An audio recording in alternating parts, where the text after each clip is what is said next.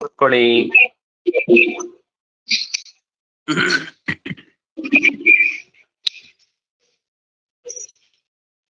ಓಂ ಜನ್ಮಾದ್ಯಸ್ಯೇತೋನ್ಮಯಾದಿತರತಶ್ಚಾರ್ಥೇಷ್ವಭಿಜ್ಞಸ್ವರಾಟ್ ತೇನೇ ಬ್ರಹ್ಮಹೃದಾಯ ಆದಿಕವಯೇ ಮುಹ್ಯಂತಿ M ಸೂರಯಃ ತೇಜೋ ವಾರಿಮೃತಾಂ ಯಥಾ ವಿನಿಮಯೋ ಯತ್ಸರ್ಗೋ ಮೃತಃ ಆಮ್ನಾಸ್ಯೇನ ಸದಾ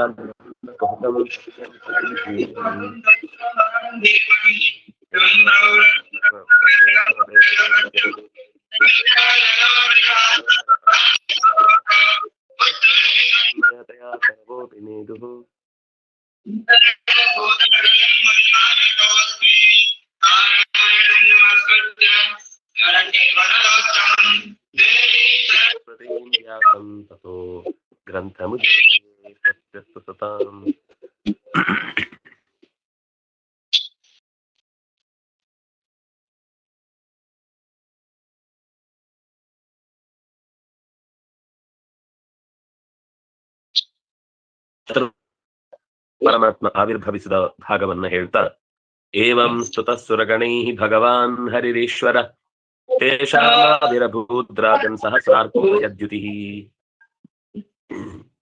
ಹೀಗೆ ಸುರಗಣಗಳಿಂದ ಒಡಗೂಡಿದ ಚತುರ್ಮುಖ ಸ್ತುತಿಸಲು ಹರಿರೀಶ್ವರ, ಹರಿಯು ತೇಷಾಂ ಆವಿರಭೂತ್, ಸಮರ್ಥನಾದಂತಹ ಎಲ್ಲ ಈಶನಶೀಲರಾದವರಿಗೆ ಒಡೆಯನಾದ ಶ್ರೀಹರಿಯು ಸಹಸ್ರಾರ್ಕೋದಯ ದ್ಯುತಿ, ಸಾವಿರಾರು ಸೂರ್ಯರು ಒಟ್ಟಿಗೆ ಉದಯಿಸಿದರೆ ಎಂಥ ಪ್ರಕಾಶವು ಹುಟ್ಟುತ್ತೋ, ಆದ್ರೆ ಆ ಯಾವ ಪ್ರಕಾಶವು ಸುಡದಂತೆ ಚಂದಿರನ ಹೊಂದಿರುತ್ತೋ ಹಾಗೆ ದ್ಯುತಿ, ಬೆಳಕಿನಿಂದ ಮಾತ್ರ ಆವಿರ್ಭವಿಸಿದ, ಉಷ್ಣದಿಂದಲ್ಲ ಅಂತ. ತೇನೈವ ಸಹಸಾ ಸರ್ವೇ ದೇವಾ ಪ್ರತಿಹತೆ ಕ್ಷಣಾಃ ನಾಪಶ್ಯಂತಂ ದಿಶಕ್ಷೋಣೀಮಾತ್ಮಾನಂ ತಾಗ್ರತೋ ಭುವಿಂ. ಕಣ್ಣು ಕೋರೈಸುವಂತಹ ಆ ಬೆಳಕು ಎಲ್ಲ ದೇವತೆಗಳನ್ನ ಕಣ್ಣು ಮುಚ್ಚುವಂತೆ ಮಾಡಿತು. ಆಕಾಶ, ದಿಕ್ಕು, ಭೂಮಿ ಕೊನೆಗೆ ತಮ್ಮನ್ನು ಕೂಡ ಕಾಣದಂತೆ ತಮ್ಮೆದುರುಗಡೆ ನಿಂತ ಭಗವಂತನನ್ನೂ ಕಾಣದಷ್ಟು ಅವರಿಗೆ ಕಣ್ಣು ಕೋರೈಸಿತು. ವಿರಿಂಚೋ ಭಗವಾನ್ ದೃಷ್ಟ್ವಾ ಸಹ ಶರ್ವೇಣ ಭಾರತ ಸ್ವಚ್ಛಂ ನವತಕಶ್ಯಾಮಂ ಕ್ಷಣಂ.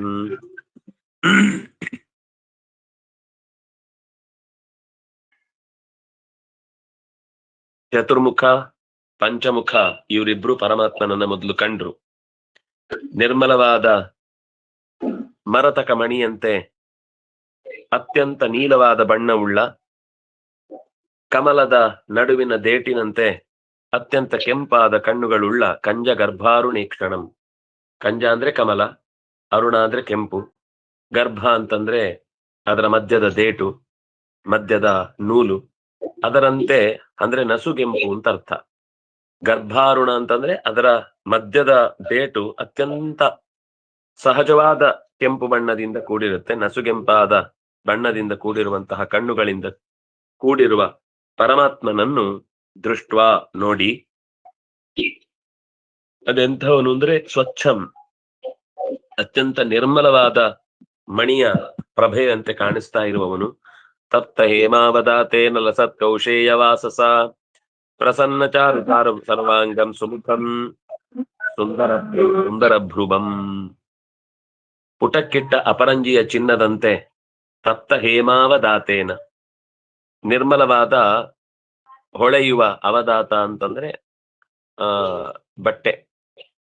ಲಸತ್ ಕೌಶೇಯ ವಾಸಸ, ಪೀತಾಂಬರವನ್ನು ಹುಟ್ಟಿದ್ದಾನೆ, ಅದು ರೇಷ್ಮೆಯ ಬಟ್ಟೆಯದ್ದಾಗಿತ್ತು, ಹೊಳೆಯುವಂತಹ ರೇಷ್ಮೆಯ ಬಟ್ಟೆ. ಅಂದ್ರೆ ಅದಕ್ಕೆ ಕಸೂತಿ ಅಂತ ಅರ್ಥ. ಆ ಬಟ್ಟೆಗೆ ಆ ಬಂಗಾರದ ಕಸೂತಿಯನ್ನ ಹಾಕಿತ್ತು, ಆಭರಣ ಅಂತ. ಆಭರಣ ಅಂತಂದ್ರೆ ಚಿತ್ತಾರ ಇಲ್ಲಿ. ಪ್ರಸನ್ನ ಚಾರು ಸರ್ವಾಂಗಂ, ಎಲ್ಲ ಇಂದ್ರಿಯಗಳು ಕೂಡ, ಎಲ್ಲ ದೇಹದ ಅಂಗಗಳು ಕೂಡ ಪ್ರಸನ್ನವಾಗಿದ್ದವು, ಮನಸ್ಸಿಗೆ ಆನಂದವನ್ನು ಕೊಡುವಂತವುಗಳಾಗಿದ್ವು. ಸುಮುಖಂ, ಮೋರೆಯು ಚಂದ ಇತ್ತು. ಸುಂದರ ಭ್ರುವಂ, ಹುಬ್ಬು ಕೂಡ ತೀಡಿದ ಬಿಲ್ಲಿನಂತೆ ಅತ್ಯಂತ ಆಕರ್ಷಕವಾಗಿತ್ತು. ಮಹಾಮಣಿ ಕಿರೀಟೇನ ಕೇಯೂರಾಭ್ಯಾಂತ ಭೂಷಿತಂ ಕರ್ಣಾಭರಣ ನಿರ್ಭಾತ ಕಪೋಲ ಶ್ರೀಮುಖಾಂಬುಜಂ.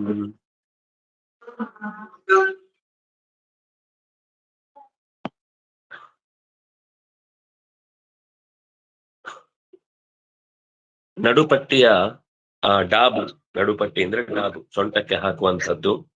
ಅದು ತುಂಬಾ ಮಂಜೀರಗಳಿಂದ ಅಲಂಕೃತವಾದಂತಹ ಕಿಣಿಕಿಣಿ ಶಬ್ದಗಳಿಂದ ಕೂಡಿದಂತಹ, ಜೊತೆಗೆ ಹಾರ, ಕಂಕಣ, ಕಾಲಿಗೆ ಹಾಕುವ ಗೆಜ್ಜೆ ಎಲ್ಲವೂ ಕೂಡ ಅವನನ್ನ ಅಲಂಕರಿಸಿತ್ತು. ಅದಕ್ಕೆ ಚಂದ.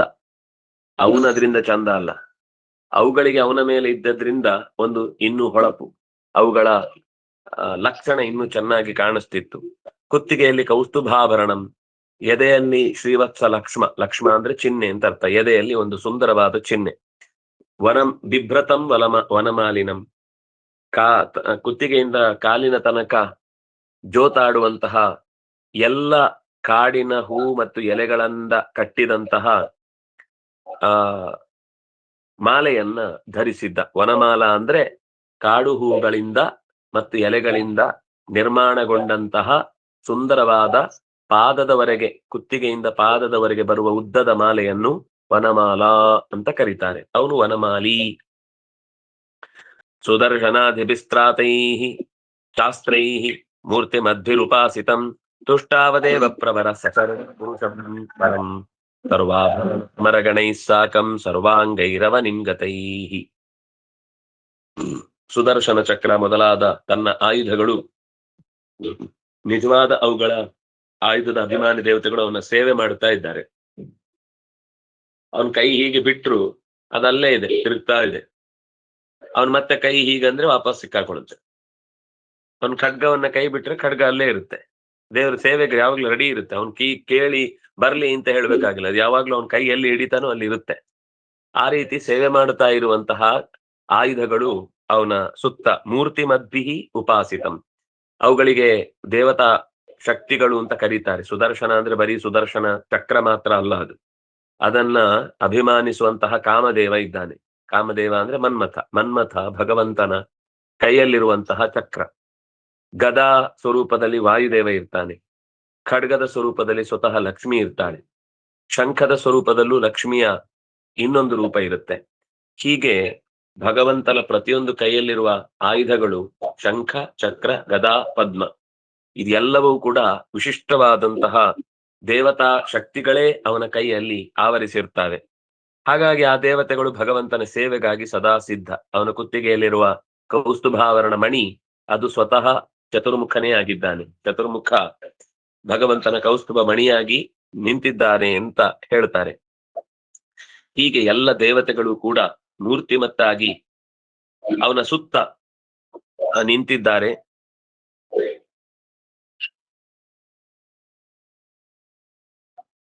ತುಷ್ಟಾವ, ಸ್ತುತಿಸಿದನು. ಅವನ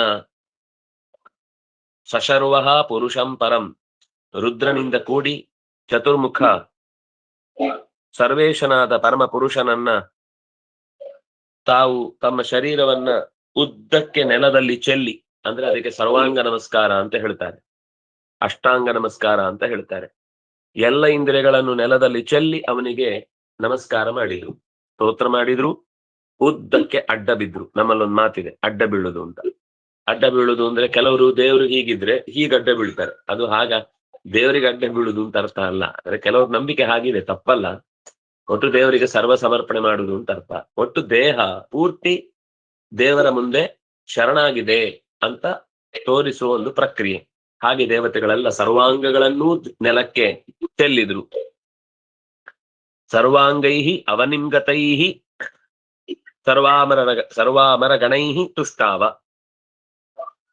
ಬ್ರಹ್ಮೋವಾಚ ಅಜಾಯ ಜನ್ಮ ಸ್ಥಿತಿ ಸಂಯಮಾಯ ಗುಣಾಯ ಸುಖಾಯ ಅನೋರಮೇ ಅಪರಿಗಣ್ಯಮ್ನೆ ಮಹಾನ್ ನಮೋ ನಮಸ್ತೆ. ಮತ್ತೆ ಚತುರ್ಮುಖ ಅವನು ಆವಿರ್ಭವಿಸಿದ ಮೇಲೆ ಮತ್ತೆ ಒಳಗಿನಿಂದ ಉತ್ಕಟವಾದ ಪ್ರೀತಿ ಉಕ್ಕಿ ಹರಿಯಿತು. ಅದನ್ನ ಮತ್ತೆ ಹೇಳ್ತಾನೆ. ವಸ್ತುತಃ ಅವನ ಹೆಸರು ಅಜ ಅಂತ, ಚತುರ್ಮುಖನಿಗೆ ಹೆಸರು.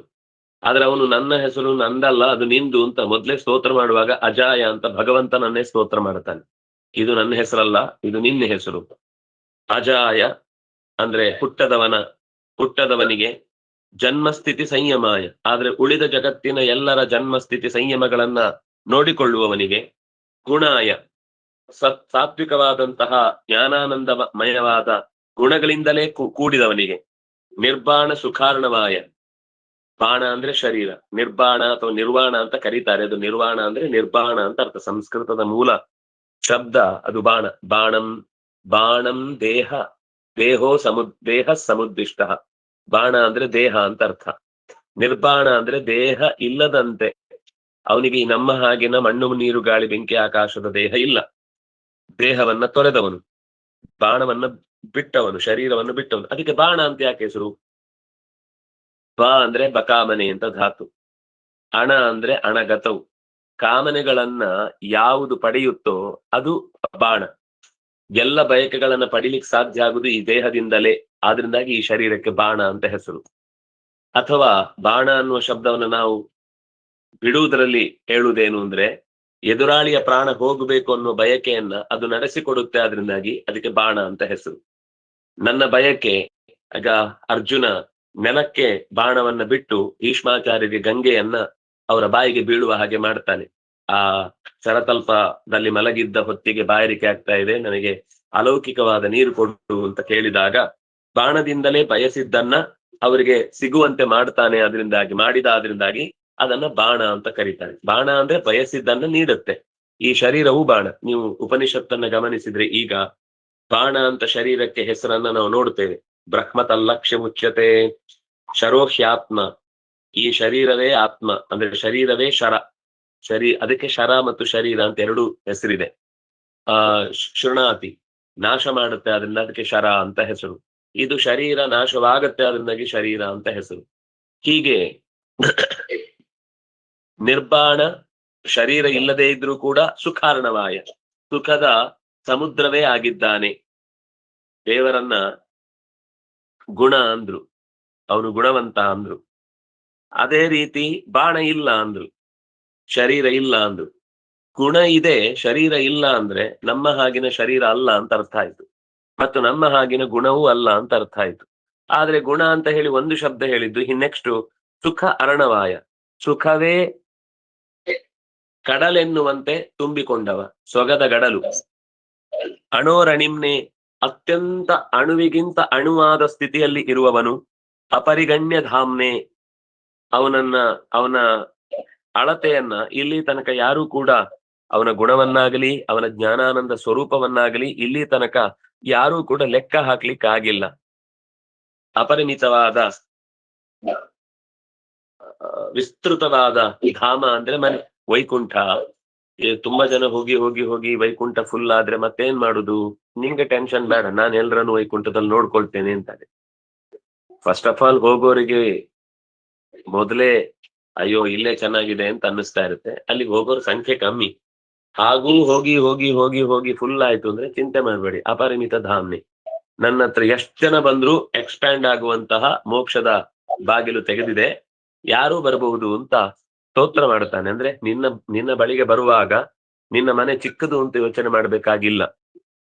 ಅಲ್ಲಿ ಬಂದ್ರೆ ಊಟಕ್ಕೆ ನಿದ್ದೆಗೆ ಜಾಗ ಇದೆಯೋ ಇಲ್ವೋ ಅಂತ ಭಯ ಪಡ್ಬೇಕಾಗಿಲ್ಲ. ಇಲ್ಲೋ ಒಂದು 30-40 ಸೈಟ್ ಆದ್ರೂ ಇತ್ತು, ಅಲ್ಲಿ ಅದು ಇಲ್ಲ ಅಂತ ಆಯ್ತು ಅಂತ ಟೆನ್ಷನ್ ಮಾಡ್ಕೊಳ್ಬೇಕಾದ ಅಗತ್ಯ ಇಲ್ಲ ಅಂತ ಚತುರ್ಮುಖ ಸ್ತೋತ್ರ ಮಾಡ್ತಾನೆ. ಮಹಾನುಭಾವಾಯ, ನಮ್ಮೆಲ್ಲರ ಅನುಭವಕ್ಕಿಂತ ಅತ್ಯಂತ ಹೆಚ್ಚಿನ ಅನುಭವವನ್ನು ತಾಳಿದವನು. ಅನುಭವ ಅಂತಂದ್ರೆ ಲೋಕದ ಸೃಷ್ಟಿ ಸ್ಥಿತಿ ಲಯ ಇತ್ಯಾದಿಗಳನ್ನು ಮಾಡಿದಂತಹ ವಿಶೇಷ ಗತಿ, ಅದು ನಿನಗೆ ಇರುವಂತಹದ್ದು. ಅನುಭವ ಮಹಾನುಭಾವಾಯ ನಮೋ ನಮಸ್ತೆ, ಅಂತಹ ನಿನಗೆ ಅನನ್ಯ ನಮಸ್ಕಾರ ಅಂತ ಸ್ತೋತ್ರ ಮಾಡಿದ್ರು. ರೂಪಂ ತವೈತತ್ ಪುರುಷಾರ್ಷಭೇಢ್ಯಂ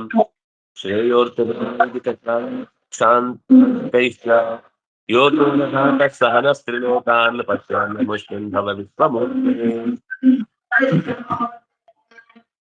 ಎಲೈ ಇಡೀ ವಿಶ್ವವನ್ನ ಧರಿಸಿದವನೇ, ವಿಶ್ವದ ಎಲ್ಲಾ ವಸ್ತುಗಳಿಗೂ ರೂಪವನ್ನ ಕೊಟ್ಟವನೇ, ಎಲ್ಲರಿಗಿಂತ ಅತ್ಯಂತ ಹೆಚ್ಚಿನ ಗುಣಗಳಿಂದ ತುಂಬಿದ ಉತ್ತಮ ಪುರುಷನೇ, ನಿನ್ನ ರೂಪಗಳನ್ನು ಶ್ರೇಯೋರ್ಥಿಗಳಾದಂತಹ ಎಲ್ಲ ಶಾಸ್ತ್ರಜ್ಞರು, ವೈದಿಕ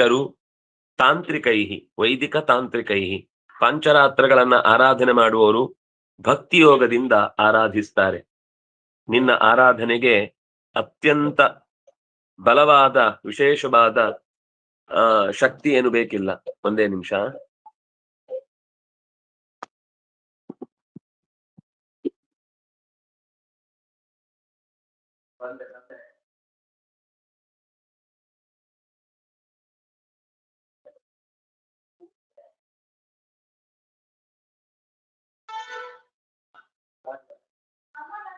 ಇಲ್ಲ,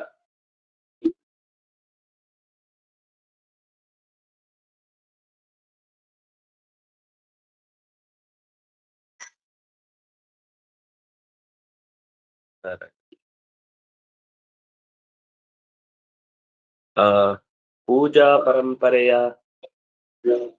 ದಾರಿಯಲ್ಲಿ ಆರಾಧನೆ ಮಾಡುವುದಿರಬಹುದು, ಅಥವಾ ಶಾಸ್ತ್ರದ ವಿಚಾರವಂತಿಕೆಯನ್ನೇ ಬದುಕಿನ ಉಸಿರಾಗಿಸಿಕೊಂಡಂತಹ ಮಂದಿಯು ಇರಬಹುದು. ಇಬ್ರು ಭಕ್ತಿ ಯೋಗದಿಂದ ನಿನ್ನನ್ನು ಆರಾಧನೆ ಮಾಡುತ್ತಾರೆ. ಸರ್ವಾಧಾರವಾದಂತಹ ನಿನ್ನ ಈ ಇಡೀ ವ್ಯಾಪ್ತಿಯುಳ್ಳಂತಹ ರೂಪದ ಒಳಗೆ 3 ಲೋಕಗಳನ್ನು ನೋಡ್ತಾ ಇದ್ದೇನೆ. ಅಂದ್ರೆ ನಿನ್ನ ಈಗ ಒಂದು ಕಾಣಿಸ್ತಾ ಇರುವ ಒಂದು ರೂಪ ಏನಿದೆ, ಇದರಲ್ಲಿ ಇಡೀ ಜಗತ್ತು ಕಾಣಿಸ್ತಾ ಇದೆ, ನಾವು ಕಾಣಿಸ್ತಾ ಇದ್ದೇವೆ. ಈ ಎಲ್ಲ ದೇವತೆಗಳು ನಿನ್ನೊಳಗೂ ಕಾಣಿಸ್ತಾ ಇದ್ದಾರೆ. ನಾವೆಲ್ಲ ಇಲ್ಲಿ ನಿಂತಿದ್ದೇವೆ ಅಂತ ಅನ್ಕೊಂಡ್ರೆ ಅದು ಇಲ್ಲಿ ಅಂತ ಅನ್ನೋದು ನಿನ್ನ ಪ್ರತಿಯೊಂದು ದೇಹದ ಅಂಗಗಳೇ ಆಗಿದ್ದಾವೆ ಅಂತ ಅನ್ನೋದು ನಮ್ಗೆ ಈಗ ಅರ್ಥ ಆಗ್ತಾ ಇದೆ. ಅದೆಷ್ಟು ಚೆನ್ನಾಗಿ ನಹ ತ್ರಿಲೋಕಾನ್ ಪಶ್ಯಾಮಿ, ನಾವು ಮತ್ತೆ 3 ಲೋಕಗಳನ್ನು ಕೂಡ ನೋಡ್ತಾ ಇದ್ದೇನೆ ಅಂತ ಚತುರ್ಮುಖ ಹೇಳ್ತಾ ಇದ್ದಾನೆ.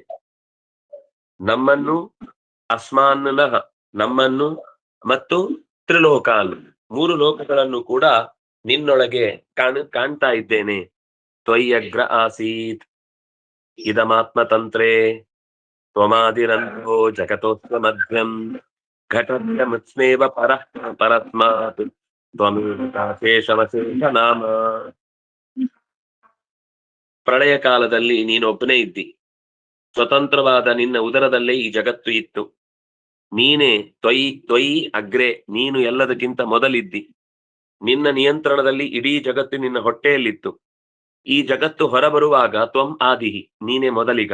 ನೀನು ಅಂತಹ, ತ್ವಂ ಅಂತಹ, ನೀನೇ ಕೊನೆಯಲ್ಲಿ. ತ್ವಂ ಜಗತಃ ಅಸ್ಯ ಮಧ್ಯಂ, ಇಡೀ ಜಗತ್ತು ಮಧ್ಯದಲ್ಲಿ ಸ್ಥಿತಿಕಾಲದಲ್ಲಿ ಇರುವುದು ನಿನ್ನಿಂದಲೇ. ಹೇಗೆ ಮಣ್ಣಿನ ಗಡಿಗೆ ಉಂಟಾಗುವಾಗ ಮಣ್ಣು ಅನ್ನೋದು ಎಷ್ಟು ಮುಖ್ಯವೋ, ಹಾಗೆ ಈ ಜಗತ್ತಿನ ಸೃಷ್ಟಿಯಲ್ಲಿ ಮಡಿಕೆ ಆಗ್ಲಿಕ್ಕೆ ಮಣ್ಣೊಂದಿಲ್ಲ. ಕುಲಾಲ ಇದ್ದಾನೆ, ದಂಡ ಇದೆ, ನೀರಿದೆ, ಚಕ್ರ ತಿರುಗ್ತಾ ಇದೆ. ಮಡಿಕೆ ಆಗತ್ತಾ? ಉಳಿದಿದ್ದೆಲ್ಲಿ ಆದ್ರೂ ಚೂರು ಎಫೆಕ್ಟ್ ಆದ್ರೂ ಕೂಡ ಕುಲಾಲ ಬರ್ಲಿಲ್ಲ, ಬೇರೆ ಯಾರೋ ಮಾಡಿದ. ಅದು ಮಡಿಕೆ ಆಕೃತಿಗೆ ಬರದೇ ಇರ್ಬೋದು, ಆದ್ರೆ ಏನೋ ಒಂದು ಪಾತ್ರೆ ನೀರ್ ತರ್ಲಿಕ್ಕೆ ಬೇಕಾದ ಒಂದಿಷ್ಟು ದೊಡ್ಡ ಬೋಗಣಿ ಅಂತೂ ಆಗ್ಬೋದು. ಇಷ್ಟು ದಪ್ಪನೇ ಇರ್ಬೋದು, ಅದು ಕೈ ಇಡುವಷ್ಟೇ ಅರ್ಧ ದಪ್ಪ ಆಗಿರೋದು ಜಾಗ ಇರ್ಬೋದು. ಆದ್ರೆ ಅದರಿಂದ ಏನೋ ಒಂದು ಆಯ್ತು. ಆದ್ರೆ ಮಣ್ಣೇ ಇಲ್ಲ ಅಂದ್ರೆ ಮಡಿಕೆಯನ್ನ ಕಲ್ಪಿಸ್ಕೊಳ್ಲಿಕ್ಕೂ ಸಾಧ್ಯ ಇಲ್ಲ. ಉಳಿದಿದ್ ಯಾವುದೇ ಇಲ್ಲದೆ ಇದ್ರೂ ಕೂಡ ಸ್ವಲ್ಪವಾದ್ರೂ ಏನಾದ್ರೂ ಸಾಧ್ಯತೆ ಇರುತ್ತೆ. ಅಂದ್ರೆ ಮಡಿಕೆ ಆಗುವುದಕ್ಕೆ ಮಣ್ಣು ಪ್ರಧಾನ. ಹಾಗೆ ಈ ಜಗತ್ತು ನಡೆಯುವುದಕ್ಕೆ ಮುಖ್ಯ ಕಾರಣಗಳಲ್ಲಿ ನೀನು ಪ್ರಧಾನ. ತ್ವಂ ಅಶೇಷಂ ಅಶೇಷ ನಾಮ, ಎಲ್ಲರ ನಾಮ ಅದು ನಿನ್ನ ನಾಮ. ಅಶೇಷ ನಾಮ, ಏನೆಲ್ಲ ನಾಮಗಳಿವೆಯೋ ಅದೆಲ್ಲವೂ ನೀನೇ ಅದರ ಮುಖ್ಯ ವಾಚ್ಯನಾಗಿದ್ದಿ. ತ್ವಮೇವ, ನೀನೇ ಪ್ರತಿಯೊಂದು ನಾಮದ ಮುಖ್ಯ ವಾಚ್ಯವಾಗಿದ್ದಿ. ಪರಹ ಪರಸ್ಮಾತ್, ಈ ಎಲ್ಲವನ್ನು ಮೀರಿ ನಿಂತಿದ್ದಿ, ಎಲ್ಲದಕ್ಕೂ ಮುಖ್ಯವಾಗಿದ್ದಿ. ಮುಖ್ಯ ನಾಮಸ್ಮರಣೆ, ನಾಮದ ಪ್ರತಿಯೊಂದರ ಮುಖ್ಯ ಪ್ರತಿಪಾದ್ಯ ನೀನೇ ಆಗಿದ್ದಿ. ತ್ವಮ್ಮಾಯಯ ಆತ್ಮಾಶ್ರಯ ಸ್ವಯೇದಂ ನಿರ್ಮಾಯ ವಿಶ್ವಂ ತದನು ಪ್ರವಿಷ್ಟ ಪಶ್ಯಂತು ಯುಕ್ತಾ ಮನಸಾ ಮನೀಷಿಣೋ ಗುಣ ವಿಪಶ್ಚಿತಃ.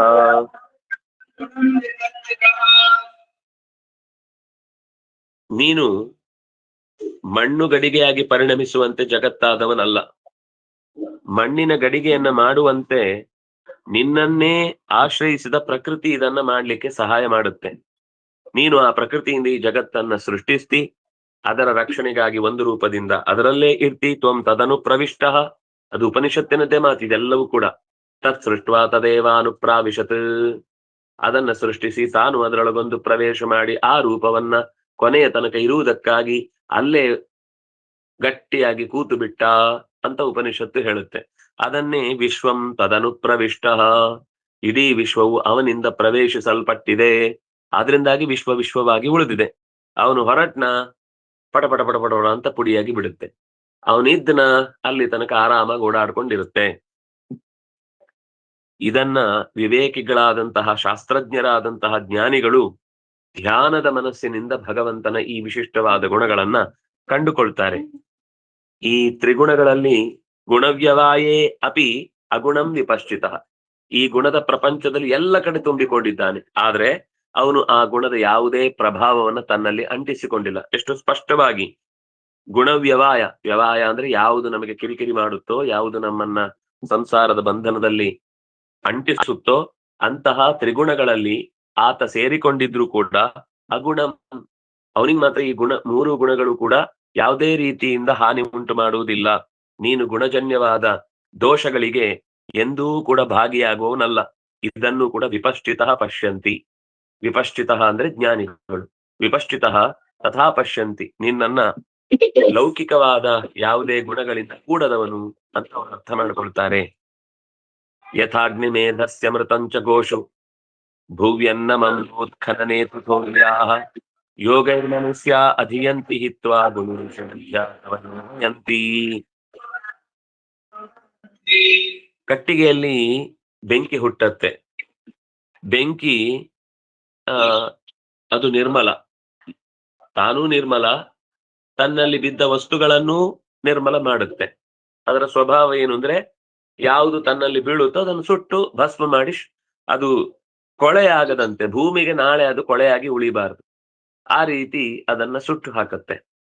ಹೀಗೆ ಸುಟ್ಟಾಕುವಂತಹ ಯಥಾ ಅಗ್ನಿ ಅಗ್ನಿ ಮೇಧಸ್ಯ, ಮೇಧಾಗ್ನಿ ಅಂತಂದ್ರೆ ಯಜ್ಞಕ್ಕೆ ಬಳಸುವಂತಹ ಯಾವೆಲ್ಲ ಆಹುತಿಗಳಿವೆಯೋ ಅವೆಲ್ಲವೂ ಕೂಡ ಸುಟ್ಟು ಶುದ್ಧವಾದ ದೇವತಾ ಅನ್ನವಾಗಿ ದೇವತೆಗಳಿಗೆ ಮುಟ್ಟತ್ತೆ ಅಗ್ನಿಯ ಮೂಲಕ. ಅಗ್ನಿ ಒಬ್ಬ ಪೋಸ್ಟ್ ಮ್ಯಾನ್, ಅವನೆಲ್ಲ ದೇವತೆಗಳಿಗೆ ಅಡ್ರೆಸ್ ತಗೊಂಡೋಗಿ ಅವರವರಿಗೆ ಮುಟ್ಟಿಸ್ತಾ ಇರ್ತಾನೆ. ಅವನ ಕೆಲಸ, ಅವನಿಗೆ ಹೆಸರು ಹವ್ಯವಾಹ ಅಂತ. ವಾಹ ಅಂದ್ರೆ ಕೊಂಡೊಯ್ಯುವವನು, ಹವ್ಯ ಅಂದ್ರೆ ಹವಿಸ್ಸು, ಹವಿಸ್ಸನ್ನ ವಹತೀತಿ ಹವ್ಯವಾಹ. ಹಾಗಾಗಿ ಅಂತಹ ಭಗವಂತ ಯಾರು ಅಗ್ನಿ, ಅದರ ಜೊತೆಗೆ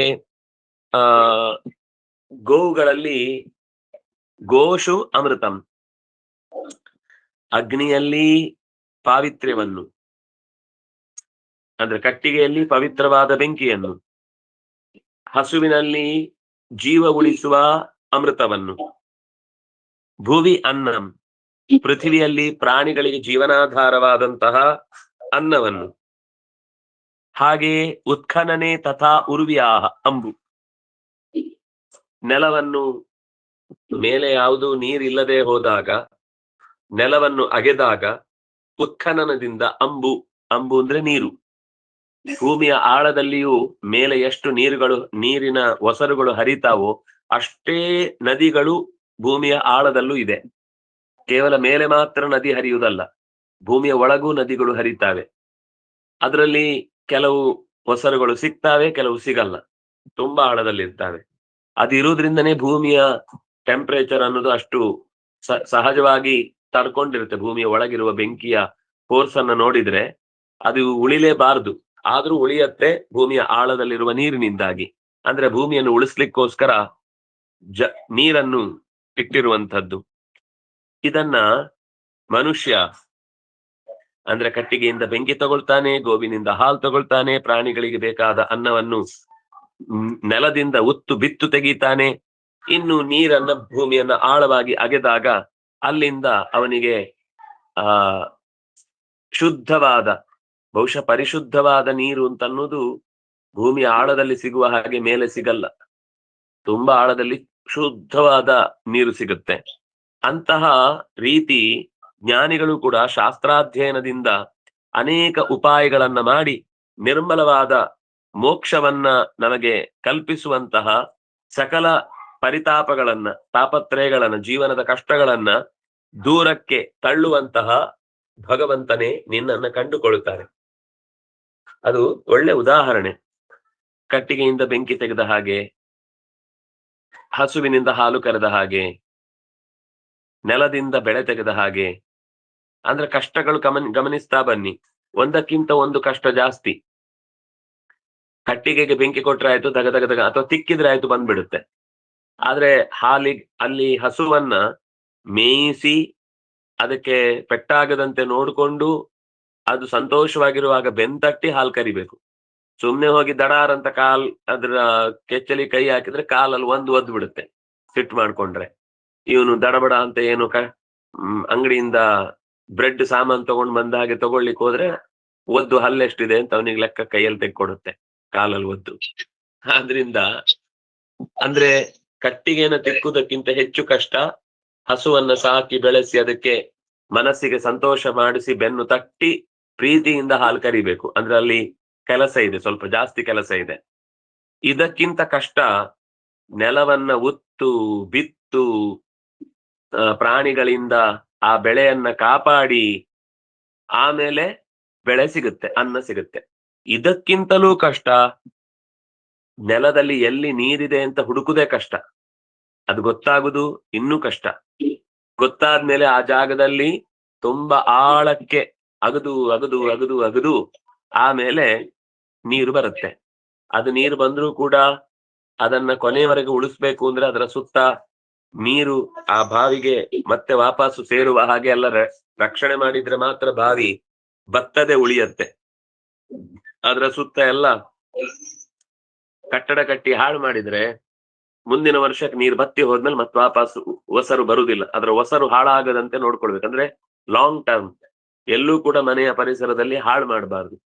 ಹೀಗೆ ಹಂತ ಹಂತವಾಗಿ ಅಧ್ಯಯನ ಮಾಡ್ತಾ ಹೋದ್ರೆ, ಕಟ್ಟಿಗೆಯನ್ನು ತಿಕ್ಕಿದ ಹಾಗೆ ಮೊದಲು ಸ್ವಲ್ಪ ವಿಚಾರ ಮಾಡುದು, ಆಮೇಲೆ ಆ ಶಾಸ್ತ್ರವನ್ನು ಚೆನ್ನಾಗಿ ಪ್ರೀತಿಸಿ ನನಗೆ ಇದು ಒಲಿಬೇಕು ಅಂತ ಅದನ್ನ ಅತ್ಯಂತ ಶ್ರದ್ಧೆಯಿಂದ ಬಾಗಿ ಅದನ್ನ ಪ್ರಾರ್ಥಿಸುವುದು, ಇನ್ನೂ ಶ್ರಮಪಟ್ಟು ಅದಕ್ಕೆ ಬೇಕಾದ ಬೇರೆ ಬೇರೆ ಗ್ರಂಥಗಳನ್ನ ಓದಿ, ಅಂದ್ರೆ ಕೃಷಿ ಮಾಡುವಾಗ ಎಷ್ಟೆಲ್ಲ ಕಾಲ ಕಳಿಬೇಕೋ ಹಾಗೆ ಮಳೆಯನ್ನ ಕಾಯ್ಬೇಕು, ಗುರುಗಳನ್ನ ಕಾಯ್ಬೇಕು.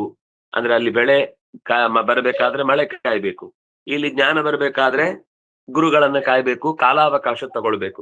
ಇವತ್ತು ಓದ್ದೆ ನಾಳೆ ತಲೆ ಮೇಲೆ ಏನೋ 2 ಪೆನ್ ಡ್ರೈವ್ ಬಂತು ಅಂತ ಅನ್ನುವ ಹಾಗೆ ಕೋಡ್ ಬರಲ್ಲ ವಿದ್ಯೆಯದ್ದು. ಅದು ಒಳಗಿಂದ ಯಾರು ಶಿಕ್ಷಿತ ಕೊಡ್ಲಿಕ್ಕೆ ಆಗುವಂತದ್ದಲ್ಲ. ಅದು ಹಂತ ಹಂತವಾಗಿ ಭಾಷೆ ಕಲಿಬೇಕು, ಭಾಷೆಯ ಸೊಗಡು ಅರ್ಥ ಆಗ್ಬೇಕು, ಅದರ ವೈಶಿಷ್ಟ್ಯಗಳು ಗೊತ್ತಾಗ್ಬೇಕು, ಆಗ ಅದು ಒಲಿಲಿಕ್ಕೆ ಶುರುವಾಗುತ್ತೆ. ಇನ್ನೂ ಆಳಕ್ಕೆ ಹೋದಾಗ ಅದಕ್ಕೆ ನೋಡಿ, ಅದು ಡೀಪ್ ಭೂಮಿಯ ಆಳಕ್ಕೆ ಹೋಗುದು. ಇದು ಭೂಮಿಯ ಆಳಕ್ಕೆ ಹೋಗ್ಲಿಕ್ಕಿಲ್ಲ, ಮೇಲ್ಮೈಯನ್ನ ಕೆತ್ತಿದ್ರೆ ಸಾಕು, ಜೀವನಾಧಾರ ಮಾಡ್ಕೊಳ್ಳಿ ಹೊಟ್ಟೆ ಪಾಡಿಗಾಗುತ್ತೆ. ಆದ್ರೆ ಜೀವನ ಕೊಡ್ಬೇಕಾದ್ರೆ ನೀರು ಅನ್ನೋದು ಬದುಕಿನ ಅತ್ಯಂತ ಮುಖ್ಯವಾದ ಸಂಗತಿ.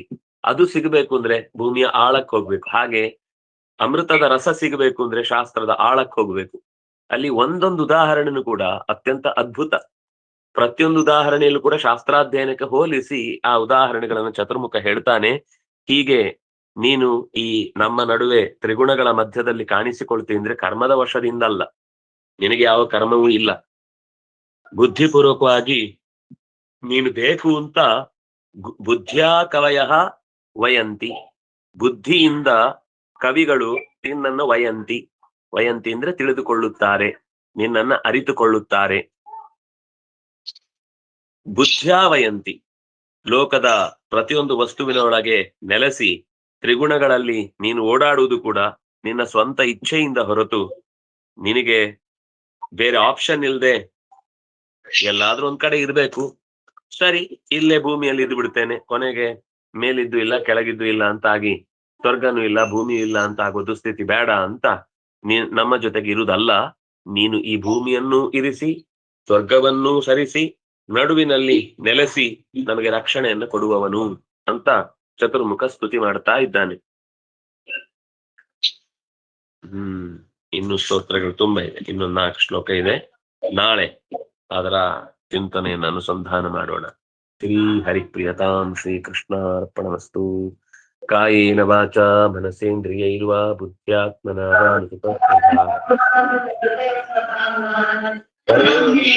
ಸಕಲಂ ಪರಸ್ಮೈ ನಾರಾಯಣೇತಿ ಸಮರ್ಪಯಾಮಿ. ತಪಸ್ವಿನೋ ದಾನಪರ ಯಶಸ್ವಿನೋ ಮನಸ್ವಿನೋ ಮಂತ್ರವಿದ ಸುಮಂಗಲ.